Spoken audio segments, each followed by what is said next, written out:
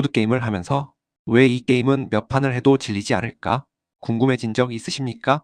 겉보기에는 투박하고 단순해 보이지만 플레이할수록 선택 하나하나가 무겁게 느껴지는 게임이 있습니다. 운과 전략의 경계에서 항상 스스로의 판단을 돌아보게 만드는 게임. 오늘 영상에서는 왜 더 캐설즈 어브 버건디가 수많은 전략 게임 속에서도 여전히 명작으로 불리는지 그 이유를 차분히 풀어보겠습니다. 이 영상을 끝까지 보시면 이 게임이 왜 고평가를 받는지, 그리고 왜 30대 전략 게이머에게 특히 잘 맞는지 명확하게 이해하실 수 있을 것입니다. 지금 바로 구독과 좋아요를 눌러주시면 앞으로도 깊이 있는 보드게임 분석 콘텐츠를 놓치지 않고 만나보실 수 있습니다. 오늘 이야기할 게임은 더 캐설즈 어브 버건디입니다. 이 게임은 이미 보드게임 팬들 사이에서 고전으로 평가받고 있으며 실제로 블로그에서도 꾸준히 높은 조회수를 기록해 왔습니다.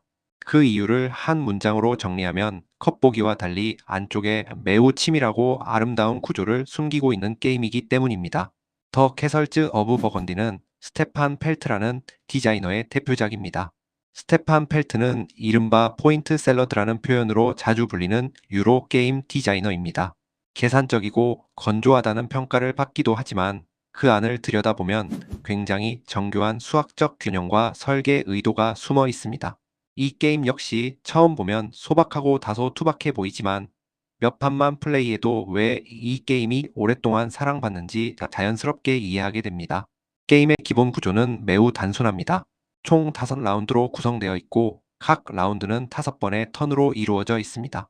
즉, 플레이어는 게임이 끝날 때까지 정확히 25번의 턴을 진행하게 됩니다. 매 턴마다 2개의 주사위를 굴리고 그 주사위를 사용해 행동을 선택합니다. 이 단순한 구조 덕분에 게임은 복잡해 보이지만 흐름 자체는 명확합니다. 주사위로 할 수 있는 행동은 크게 2가지입니다. 하나는 중앙 보드에서 헥스 타일을 가져오는 것이고 다른 하나는 가져온 타일을 자신의 영지 보드에 배치하는 것입니다. 이 두 행동을 조합해 영지를 확장하고 점수를 얻는 것이 게임의 핵심입니다. 결국 이 게임은 주사위에서 헥스로 이어지는 선택의 연속이라고 볼 수 있습니다. 타일을 가져오는 과정 역시 규칙이 단순합니다. 주사위 눈금에 해당하는 위치에서 타일을 가져와 자신의 보드에 보관합니다. 이후 다른 주사위를 사용해 그 타일을 배치하는데 이때 배치하려는 칸의 색상과 주사위 눈금이 일치해야 합니다. 이 제한 덕분에 플레이어는 항상 제한된 선택지 안에서 최선의 결정을 내려야 합니다. 여기에 은어와 일꾼이라는 보조 자원이 더해집니다. 은어는 특정 타일을 구매할 수 있는 기회를 제공하고 일꾼은 주사위 눈금을 미세하게 조정할 수 있게 해줍니다. 이 두 요소는 주사위 운을 완전히 제거하지는 않지만 플레이어가 전략적으로 대응할 수 있는 여지를 만들어줍니다. 이처럼 더 캐설즈 어브 버건디는 규칙만 보면 단순한 게임처럼 보입니다. 하지만 이 단순한 틀 위에서 플레이어는 매 턴마다 수십 가지의 선택을 고민하게 됩니다. 어떤 타일을 먼저 가져올 것인지, 지금 점수를 노릴 것인지 아니면 다음 라운드를 준비할 것인지, 그리고 주사위를 지금 사용할지 아껴둘지에 대한 판단이 계속 이어집니다. 이 게임이 특별한 이유는 바로 여기 있습니다. 단순한 규칙과 제한된 행동 속에서 깊은 전략적 고민을 끌어내는 설계입니다. 주사위는 플레이어를 방해하기 위한 요소가 아니라 생각의 범위를 정리해주는 장치로 작동합니다. 덕분에 게임은 늘 빠르게 흘러가지만 결정 하나하나에는 분명한 무게가 실려 있습니다. 더 캐설즈 어브 버건디는 첫 인상보다 훨씬 정교한 게임입니다. 그리고 이 정교함이 바로 이 게임을 오랜 시간 동안 명작의 자리에 머물게 한 핵심 이유입니다. 이제 더 캐설즈 어브 버건디의 핵심 재미를 만들어내는 요소인 타일 종류와 그 역할에 대해 이야기합니다. 이 게임에는 여러 색상의 헥스 타일이 존재하며 각 타일은 서로 다른 기능과 점수 구조를 가지고 있습니다. 중요한 점은 어느 하나의 타일만이 정답이 아니라는 것입니다. 모든 타일은 강점과 한계를 동시에 지니고 있으며 이 균형이 게임 전체의 긴장을 만들어냅니다. 먼저 베이지색 건물 타일입니다. 건물 타일은 가장 직관적인 기능을 제공합니다. 타일을 추가로 배치하거나 특정 색상의 타일을 가져오거나 상품을 출하하는 등 즉각적인 효과를 발동합니다. 이 타일들의 장점은 행동 효율을 높여준다는 점입니다. 주사위 한 개로 여러 행동을 연쇄적으로 이어갈 수 있기 때문에 초반 운영에서 특히 중요하게 작용합니다. 다음은 연두색 성 타일입니다. 성 타일은 매우 단순하지만 강력합니다. 성을 배치하면 즉시 원하는 행동 하나를 추가로 수행할 수 있습니다. 제한이 없다는 점에서 가장 유연한 타일이라고 볼 수 있습니다. 특히 성 타일은 대부분 한 칸짜리 지역에 배치되기 때문에 초반에 완성할 경우 높은 점수를 빠르게 확보할 수 있습니다. 하지만 성 타일은 수량이 매우 제한적입니다. 이 때문에 플레이어 간의 경쟁이 자연스럽게 발생하며 일꾼이나 주사위를 투자해서라도 선점할 가치가 있는지 끊임없이 고민하게 됩니다. 강력한 만큼 기회비용도 분명히 존재합니다. 회색 광산 타일은 장기적인 관점에서 중요한 역할을 합니다. 광산은 매 라운드마다 은어를 제공하며 이 은어는 두 개를 모아 추가 타일을 구매할 수 있습니다. 즉, 광산은 주사위 개수를 간접적으로 늘려주는 역할을 합니다. 초반에 확보할수록 가치가 크고 후반으로 갈수록 효율이 급격히 떨어집니다. 노란색 지식 타일은 게임 전체를 관통하는 전략 요소입니다. 지식 타일은 즉각적인 점수보다는 지속 효과나 종료 시 점수를 제공합니다. 일꾼의 효율을 높이거나 특정 행동에 보너스를 주거나 특정 조건을 만족하면 추가 점수를 얻게 만듭니다. 이 타일들은 플레이어 보드와 다른 타일 선택에 따라 가치가 크게 달라집니다. 파란색 선박 타일은 턴 순서와 상품 획득을 담당합니다. 선박을 배치하면 턴 순서에서 앞서 나갈 수 있고 동시에 누적된 상품을 가져옵니다. 이 게임에서 턴 순서는 매우 중요합니다.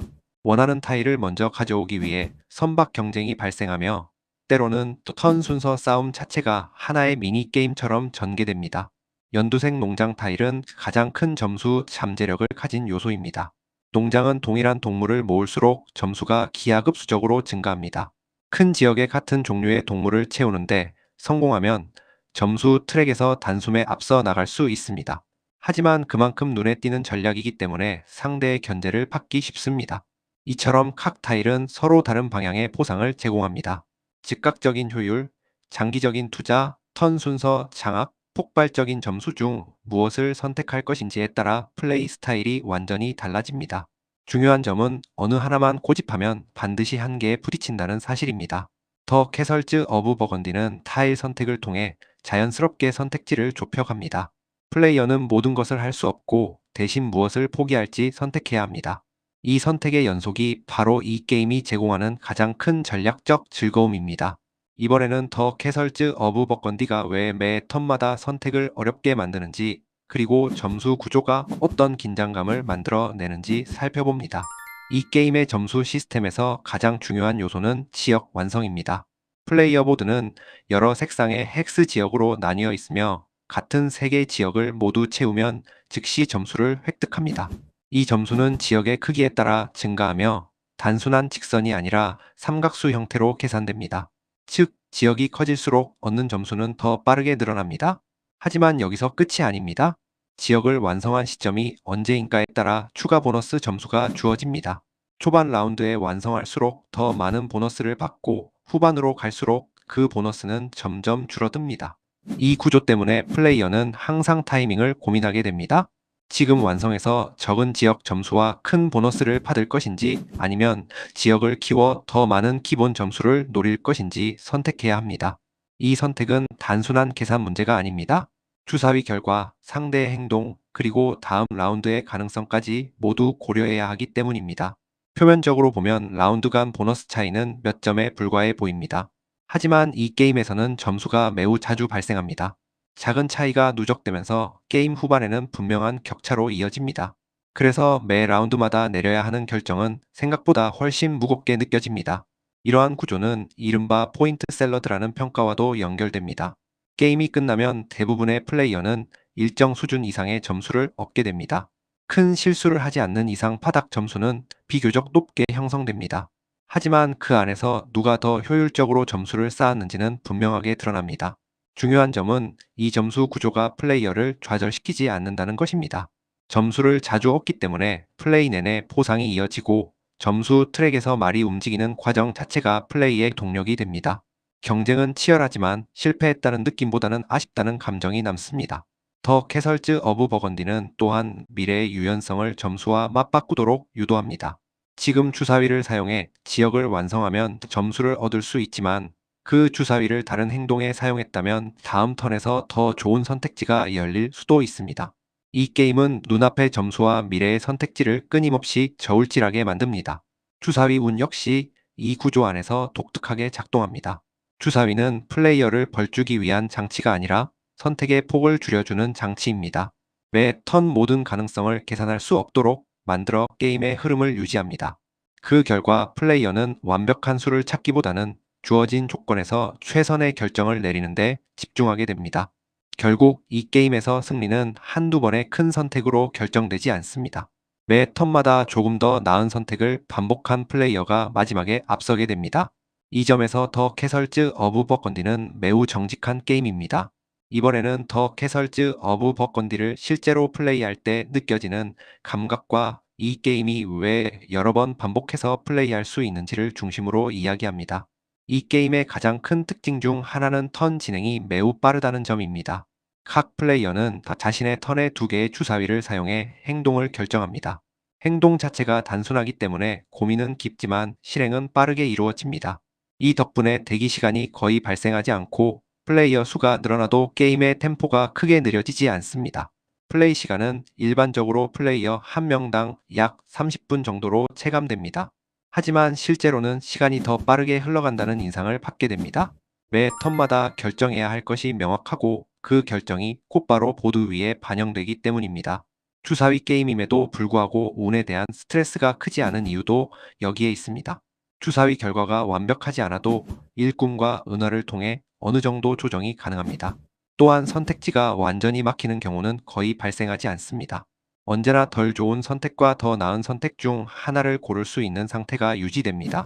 이 구조는 플레이어에게 묘한 안정감을 제공합니다. 결과는 불확실하지만 과정은 통제 가능하다는 느낌을 주기 때문입니다. 그래서 패배하더라도 주사위 탑보다는 자신의 판단을 돌아보게 됩니다. 플레이 인원수에 따라 게임의 인상도 달라집니다. 두 명이 플레이할 경우 상대의 행동이 훨씬 직접적으로 체감됩니다. 필요한 타일을 빼앗기거나 턴 순서 경쟁이 노골적으로 드러나면서 긴장감이 커집니다. 반면 3명이나 4명이 플레이할 경우에는 경쟁보다는 각자의 퍼즐을 푸는 느낌이 강해집니다. 이 게임은 상호작용이 과하지 않은 편입니다. 직접적인 방해보다는 간접적인 선점과 타이밍 싸움이 중심입니다. 그래서 공격적인 게임을 선호하지 않는 플레이어도 부담 없이 즐길 수 있습니다. 동시에 단 한 번의 선점이 승부에 큰 영향을 미칠 수 있기 때문에 완전히 느슨한 게임은 아닙니다. 리플레이성이 높은 이유는 플레이어 보드의 다양성과 타일 조합 때문입니다. 시작할 때마다 다른 형태의 영지를 받게 되고 타일의 등장 순서 역시 매번 달라집니다. 같은 전략을 그대로 반복하는 것은 거의 불가능합니다. 또한 플레이어는 자신의 보드 구조에 따라 자연스럽게 다른 전략을 선택하게 됩니다. 어떤 보드는 작은 지역 완성을 빠르게 노리는 것이 유리하고 어떤 보드는 큰 지역을 천천히 키우는 전략이 어울립니다. 이 차이가 매 게임 새로운 판단을 요구합니다.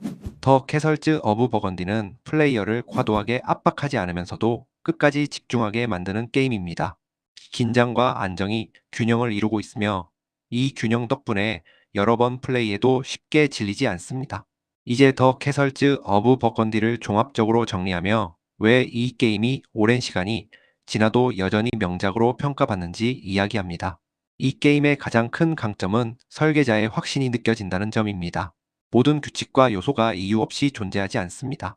주사위, 타일, 점수 구조, 라운드 구성까지 각각의 장치가 서로 맞물려 하나의 완성된 퍼즐을 만들어냅니다. 불필요한 요소가 없고 과도한 장식도 없습니다. 더 캐설즈 어브 버건디는 플레이어에게 끊임없이 선택을 요구하지만 결코 압도하지는 않습니다.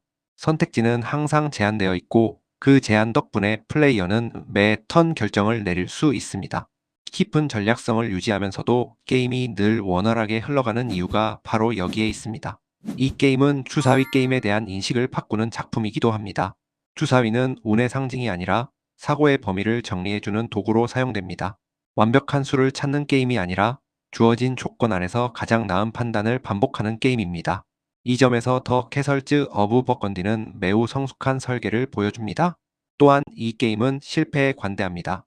점수를 자주 제공하고 완전히 회복 불가능한 상황을 거의 만들지 않습니다. 그래서 초보자와 숙련자가 같은 테이블에 앉아도 각자 나름의 재미를 느낄 수 있습니다. 숙련자는 미세한 차이로 승부를 가르고 초보자는 자신의 영지가 완성되어 가는 과정에서 만족감을 얻습니다. 더 캐설즈 어브 버건디는 특정한 취향의 게임이 아닙니다. 유로 게임을 좋아하는 사람은 물론이고 전략 게임에 처음 입문하는 사람에게도 추천할 수 있습니다. 규칙은 단순하지만 깊이는 충분하기 때문입니다. 시간이 지나도 이 게임이 계속 언급되는 이유는 분명합니다. 새로운 메커니즘으로 놀라움을 주는 게임은 많지만 이처럼 안정적이고 완성도 높은 구조를 가진 게임은 흔하지 않습니다. 그래서 이 게임은 유행을 타지 않고 언제 꺼내도 만족스러운 경험을 제공합니다. 더 캐설즈 어브 버건디는 화려하지 않습니다. 하지만 조용히 그리고 꾸준히 플레이어를 설득합니다. 한 판을 마치고 나면 왜 점수가 이렇게 나왔는지 스스로 설명할 수 있고 다음 판에서는 무엇을 다르게 해보고 싶은지도 분명해집니다. 이러한 점에서 더 캐설즈 어브 버건디는 단순한 보드게임을 넘어 잘 설계된 전략 퍼즐에 가깝습니다. 매 판이 하나의 문제이고 플레이어는 그 문제를 자신만의 방식으로 풀어나갑니다. 결국 이 게임이 명작으로 남은 이유는 단 하나입니다. 재미있기 때문입니다. 계산적이지만 차갑지 않고 치열하지만 부담스럽지 않습니다. 그래서 이 게임은 지금 이 순간에도 여전히 추천할 수 있는 보드게임입니다. 더 캐설즈 어브 버건디는 플레이할수록 설계자의 의도가 또렷하게 느껴지는 게임입니다. 한 판을 마치고 나면 결과보다 과정이 더 또렷이 기억에 남습니다. 그래서 다시 한 번 더 플레이해 보고 싶어지는 힘이 있습니다. 오늘 영상이 이 게임을 다시 꺼내 보고 싶게 만들었다면 구독과 좋아요로 함께 해주시기 바랍니다. 앞으로도 생각할수록 재미있는 보드게임 이야기를 계속해서 전해드리겠습니다.